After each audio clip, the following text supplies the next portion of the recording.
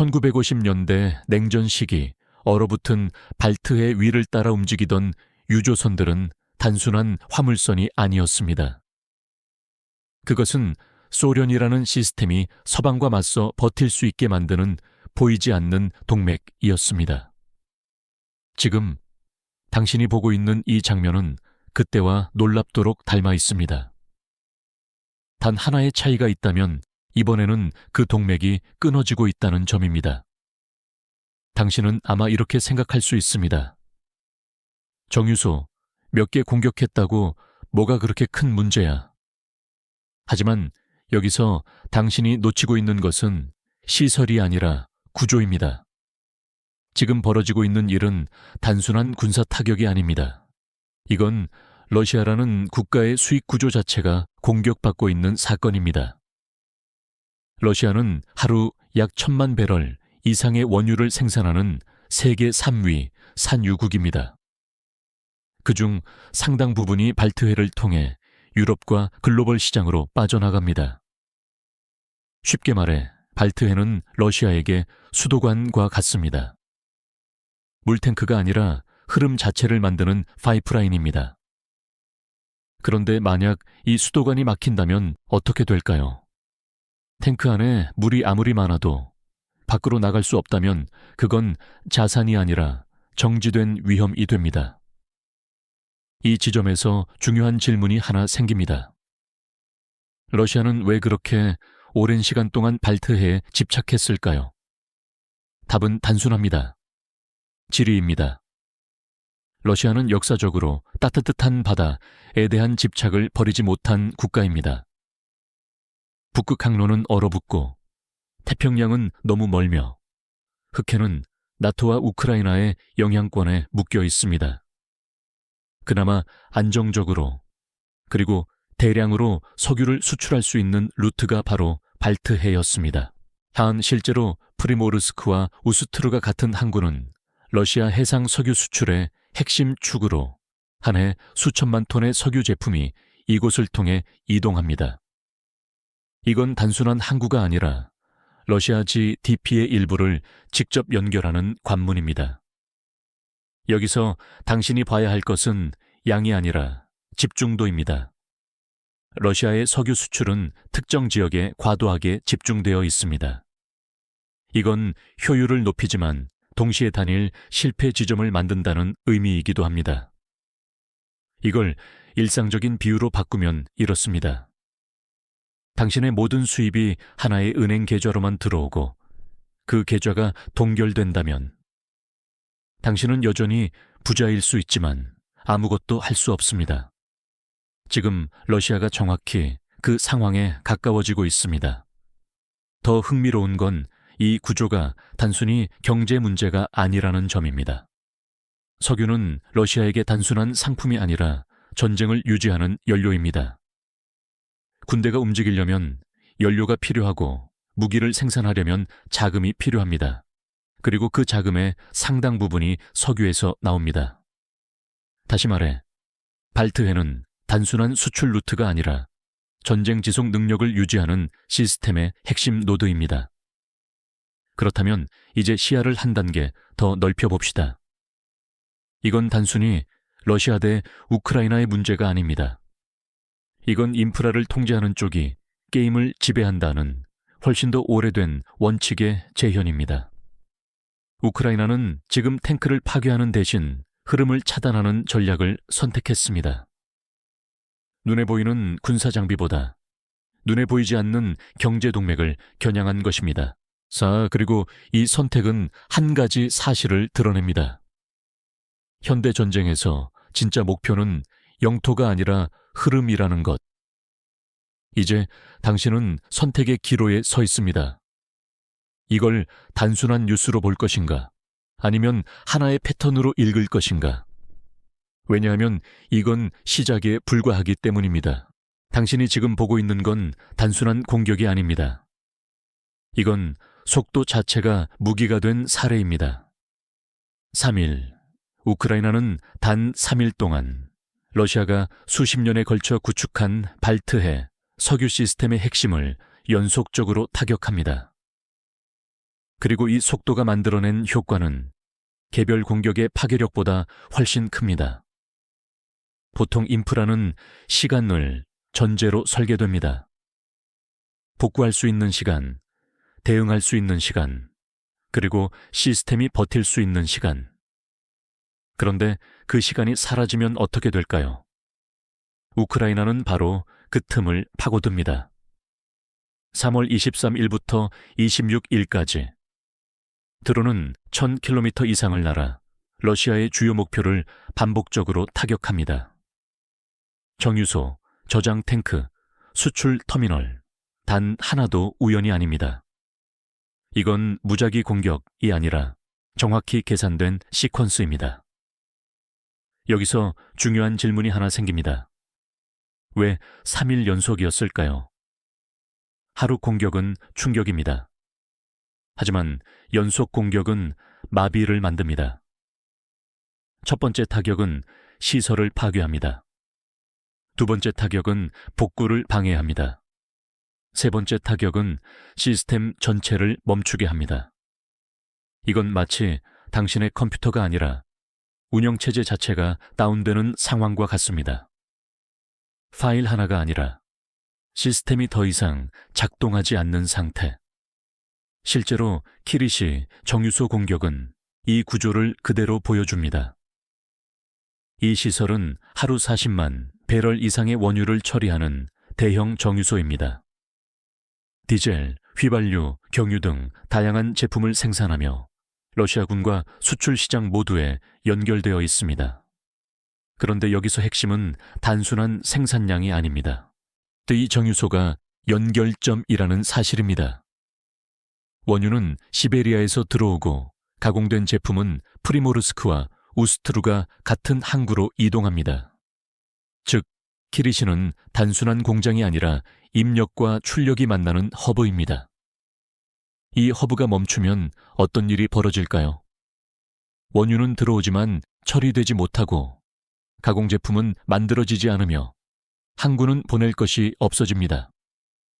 이건 단순한 피해가 아니라 흐름의 붕괴입니다. 더 흥미로운 건 공격 대상이 점점 깊어지고 있다는 점입니다. 처음에는 항구, 그 다음은 저장시설, 그리고 이제는 정유소. 이 패턴은 명확합니다. 표면 화살표 중간, 화살표 핵심, 이건 군사작전이 아니라 거의 외과 수술에 가깝습니다. 여기서 또 하나의 질문이 떠오릅니다. 러시아는 왜 이걸 막지 못했을까요?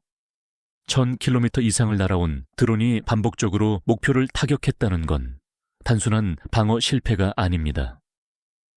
이건 방공 시스템이 설계된 방식 자체가 현재 위협에 맞지 않는다는 의미입니다. 러시아의 방공은 전통적으로 미사일과 항공기를 막는 데 최적화되어 있습니다. 하지만 지금 상대는 작고 느리고 대량으로 오는 드론입니다.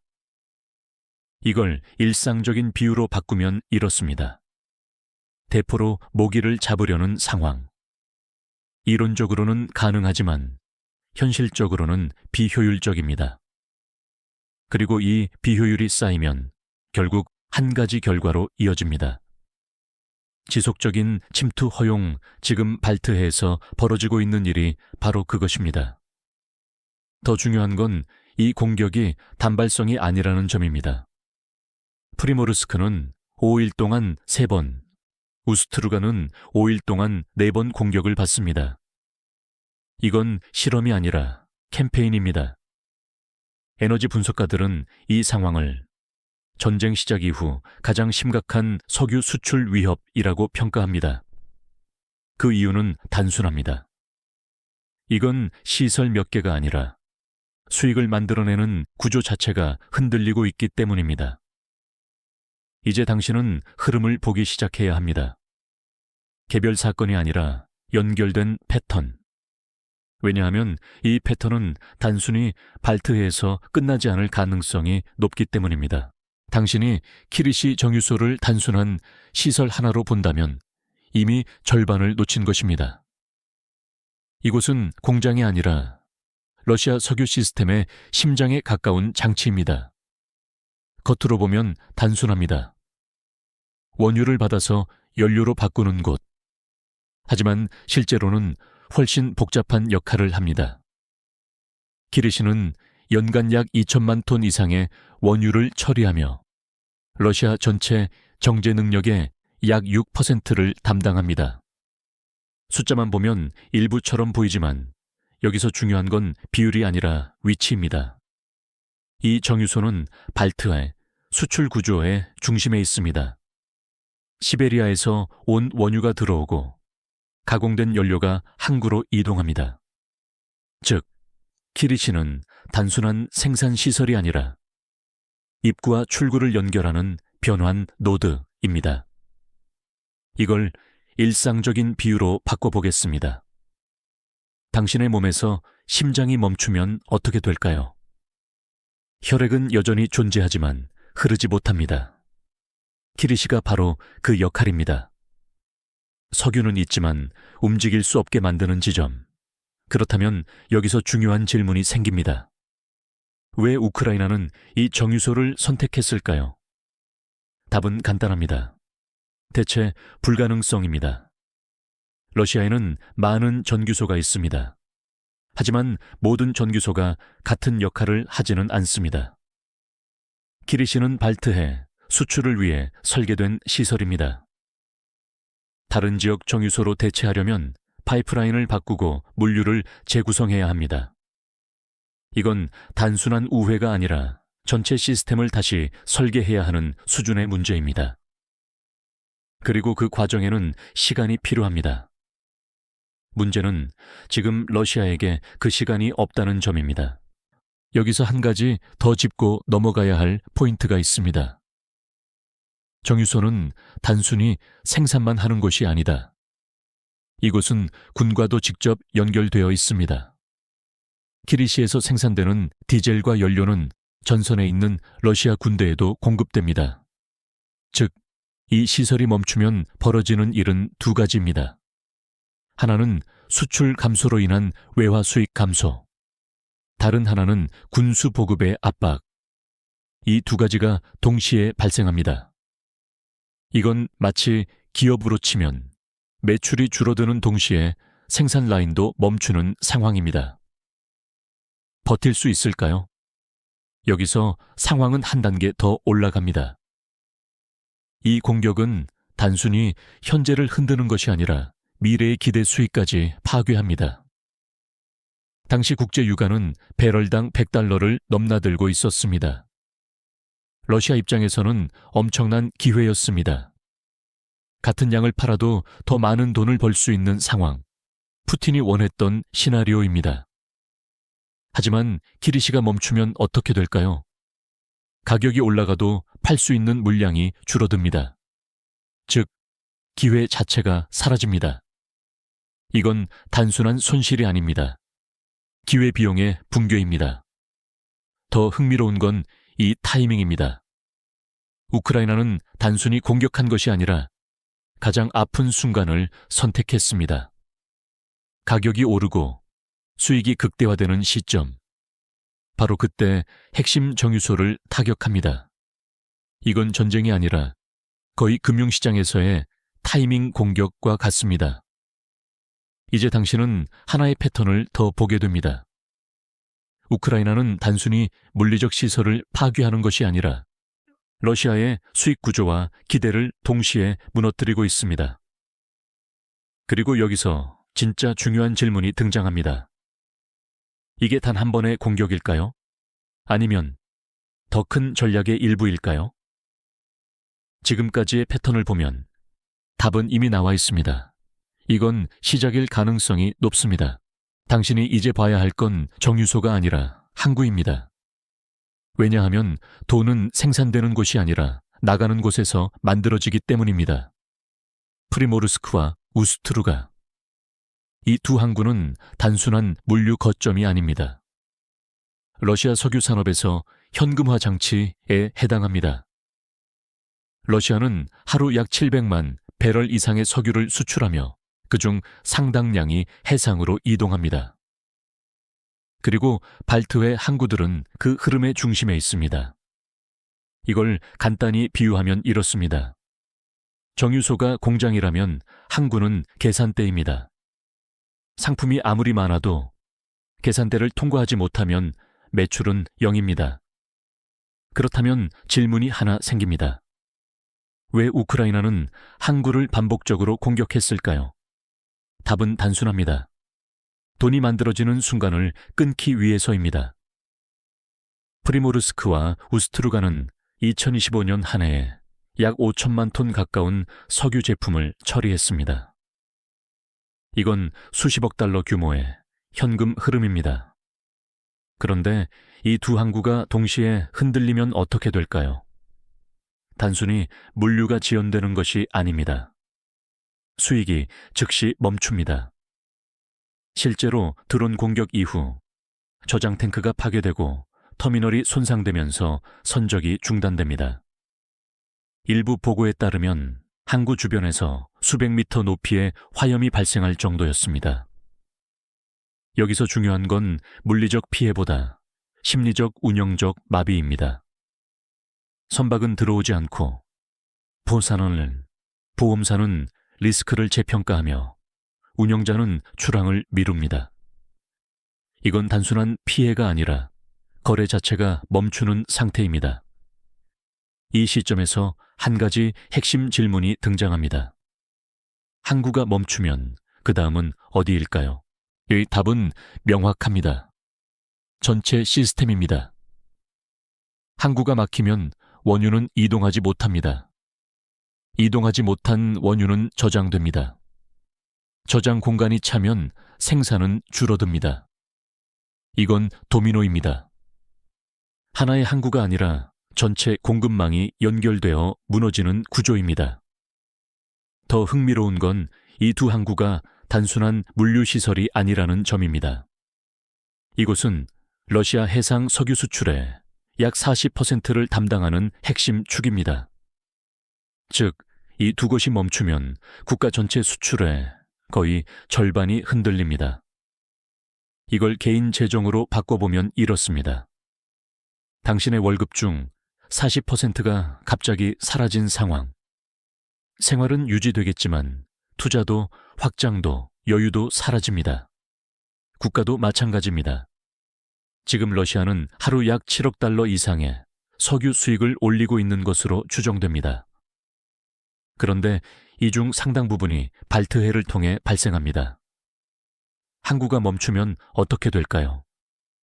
단순 계산으로도 수억 달러가 매일 사라질 수 있습니다. 그리고 이 손실은 하루가 아니라 지속될수록 누적됩니다. 여기서 상황은 한 단계 더 올라갑니다.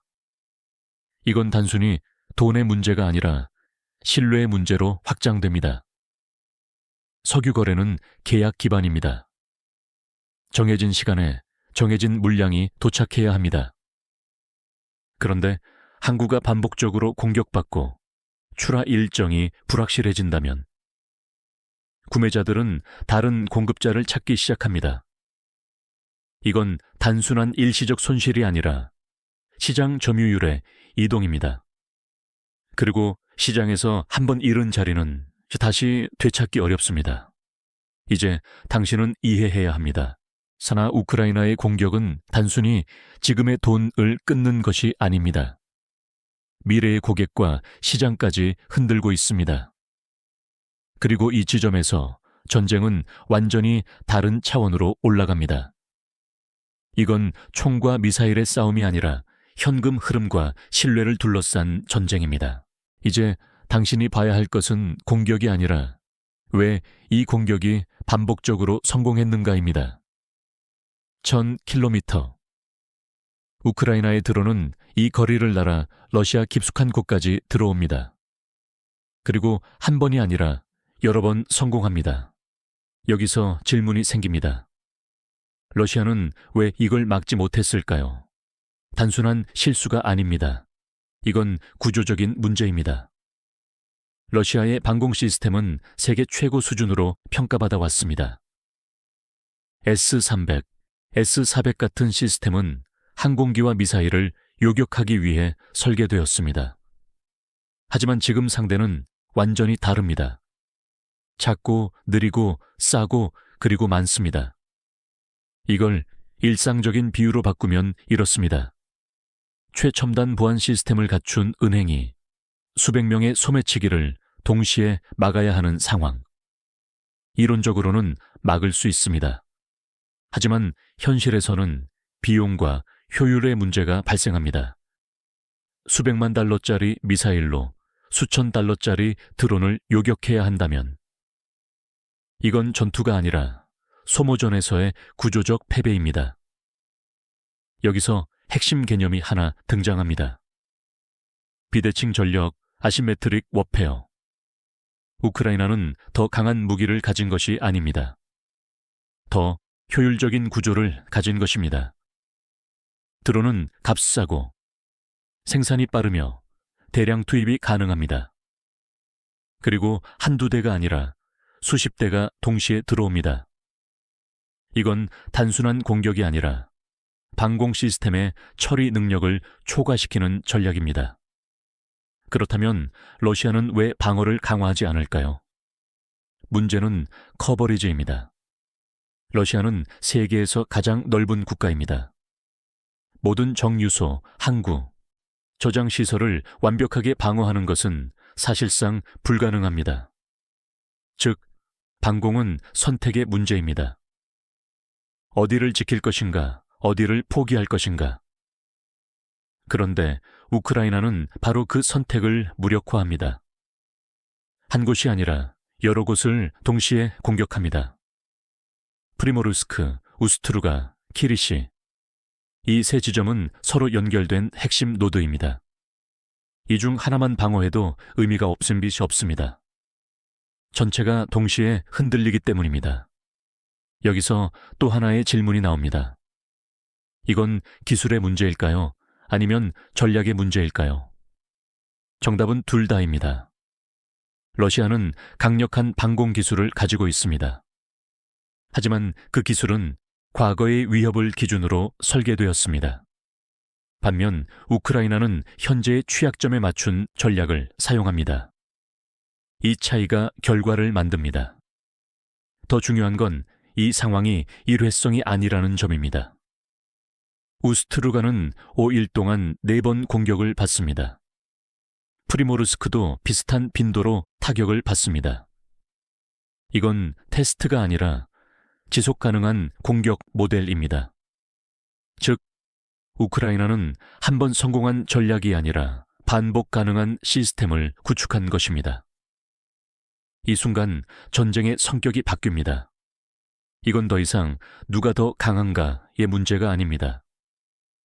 누가 더 오래, 더 효율적으로 압박할 수 있는가의 문제입니다. 그리고 여기서 상황은 한 단계 더 확장됩니다. 이런 공격이 계속된다면 러시아는 단순히 방어 비용이 늘어나는 것이 아닙니다. 방어 자체가 불가능한 상태로 들어갑니다. 왜냐하면 모든 것을 지킬 수는 없기 때문입니다. 이제 당신은 하나의 중요한 전환점을 보고 있습니다. 전쟁은 점점 더 비용 구조를 무너뜨리는 게임으로 변하고 있습니다. 그리고 이 게임에서 중요한 건 총의 크기가 아니라 지속 가능한 압박 구조입니다. 이제 당신은 개별 공격을 넘어 전체 그림을 봐야 할 단계에 도달했습니다. 지금까지의 타격을 하나씩 보면 이렇게 보입니다. 정유소, 저장 탱크, 항구. 하지만 이걸 하나로 연결하면 완전히 다른 모습이 드러납니다. 이건 단일 목표 공격이 아니라 공급망 전체를 겨냥한 전략입니다. 여기서 중요한 질문이 등장합니다. 왜 모든 단계를 동시에 건드렸을까요? 답은 간단합니다. 하나만 공격하면 나머지가 보완하기 때문입니다. 항구만 공격하면 정유소는 계속 생산합니다. 정유소만 공격하면 이미 저장된 물량은 계속 수출됩니다. 하지만 둘 다 공격하면 흐름 자체가 멈춥니다. 이게 바로 공급망 공격의 핵심입니다. 이걸 일상적인 구조로 바꿔보겠습니다. 당신이 운영하는 사업에서 생산, 창고, 배송이 각각 따로 존재한다고 가정해 봅시다. 이 중 하나만 문제가 생기면 나머지가 버텨줍니다. 하지만 세 개가 동시에 흔들리면 사업은 멈춥니다. 지금 러시아의 석유 산업이 그 상태에 들어가고 있습니다. 더 구체적으로 보면 우크라이나의 공격은 세 단계로 나뉩니다. 첫 번째, 저장시설 파괴, 이미 생산된 물량을 없앱니다. 두 번째, 정유소 타격, 새로운 생산을 막습니다. 세 번째, 항구 공격, 남아있는 물량의 출하를 차단합니다. 이 세 가지가 결합되면 어떤 일이 벌어질까요? 과거, 현재, 미래의 흐름이 동시에 끊깁니다. 이건 단순한 피해가 아니라 시간축 전체를 공격하는 구조입니다. 여기서 상황은 한 단계 더 올라갑니다. 이 전략은 단순히 러시아 내부에만 영향을 주지 않습니다. 글로벌 시장에도 영향을 줍니다. 러시아는 세계 최대 에너지 공급국 중 하나입니다. 수출이 줄어들면 공급이 감소합니다. 공급이 줄어들면 어떻게 될까요? 가격이 올라갑니다. 실제로 국제 유가는 이미 배럴당 $100를 넘나드는 상황이었습니다. 여기에 공급 충격이 더해지면 변동성은 더욱 커집니다. 이건 단순한 전쟁 효과가 아닙니다. 글로벌 에너지 시장의 재편 신호입니다. 그리고 이 지점에서 또 하나의 질문이 등장합니다. 누가 이 변화를 활용할까요? 러시아의 물량이 줄어들면 다른 국가들이 그 자리를 채웁니다. 중동, 미국, 심지어 일부 신흥 생산국까지. 이건 단순한 경쟁이 아니라 시장 점유율의 재분배입니다. 한번 이동한 공급 계약은 쉽게 돌아오지 않습니다. 즉, 지금 벌어지는 일은 단기적인 손실이 아니라 장기적인 구조 변화입니다. 더 흥미로운 건 이 전략이 계속 확장될 가능성입니다. 현재는 발트의 중심입니다. 하지만 같은 방식으로 다른 지역도 공격할 수 있습니다. 파이프라인, 철도, 저장시설. 모든 연결 지점이 잠재적 목표가 됩니다. 이건 특정 지역의 문제가 아니라 전체 에너지 네트워크가 취약해지는 신호입니다.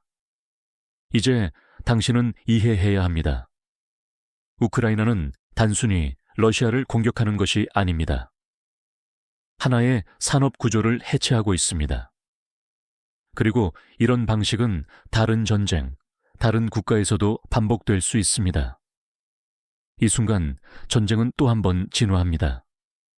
이건 더 이상 영토를 점령하는 게임이 아닙니다. 시스템을 무너뜨리는 게임입니다. 이제 당신은 단순한 에너지 문제가 아니라 권력 구조 자체를 봐야 할 단계에 도달했습니다. 러시아에서 석유는 산업이 아닙니다. 권력의 기반입니다.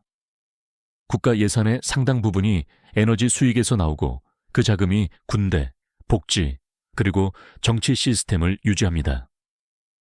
그렇다면 질문은 하나로 좁혀집니다. 석유 수익이 흔들리면 무엇이 무너질까요? 답은 단순하지만 무겁습니다. 전체 권력 구조입니다. 러시아는 하루 수억 달러 규모의 석유 수익을 기반으로 움직입니다. 이 돈은 단순한 이익이 아니라 국가 운영의 연료입니다. 이걸 개인으로 바꿔보면 이렇습니다. 당신의 월급이 단순한 수입이 아니라 집세, 대출, 생활비, 모든 것을 지탱하는 기반이라면 그 월급이 줄어드는 순간 문제는 연쇄적으로 발생합니다. 국가도 동일합니다. 수익이 줄어들면 군사 지출에 압박이 생기고 사회 안정 비용도 줄어들며 정치적 통제력도 약해집니다. 이건 단순한 경제 문제가 아니라 통치 능력의 문제로 확장됩니다. 여기서 중요한 포인트가 하나 있습니다. 러시아의 권력 구조는 중앙 집중형입니다. 즉, 자원이 위로 올라가고 권력은 위에서 아래로 내려옵니다. 이 구조는 평소에는 효율적입니다. 하지만 충격이 오면 전체가 동시에 흔들립니다. 왜냐하면 분산된 완충 장치가 없기 때문입니다. 이제 한 가지 질문이 더 등장합니다. 푸틴은 이 상황을 어떻게 버틸 수 있을까요? 단기적으로는 가능합니다. 러시아는 여전히 다른 수출 루트를 가지고 있습니다. 북극, 태평양, 일부 흑해 항구. 하지만 문제는 효율입니다. 발트해는 가장 빠르고 가장 비용이 낮으며 가장 안정적인 루트였습니다. 그 루트가 흔들리면 다른 루트는 더 느리고 더 비싸며 더 위험합니다. 이건 단순한 대체가 아니라 수익 구조의 악화입니다. 여기서 상황은 한 단계 더 올라갑니다. 이건 내부 문제를 넘어서 외부 신호로 작용합니다. 투자자, 거래 파트너, 심지어 동맹국까지 이 변화를 지켜보고 있습니다. 석유 수출이 불안정해지면 러시아는 신뢰할 수 없는 공급자로 인식됩니다. 그 순간 벌어지는 일은 명확합니다. 계약이 줄어들고 협상력이 약해지며 외교적 영향력도 감소합니다. 이건 단순한 경제 타격이 아니라 국가 위상의 하락입니다. 그리고 이 지점에서 우크라이나의 전략이 다시 보입니다. 이건 단순히 돈을 줄이는 것이 아닙니다.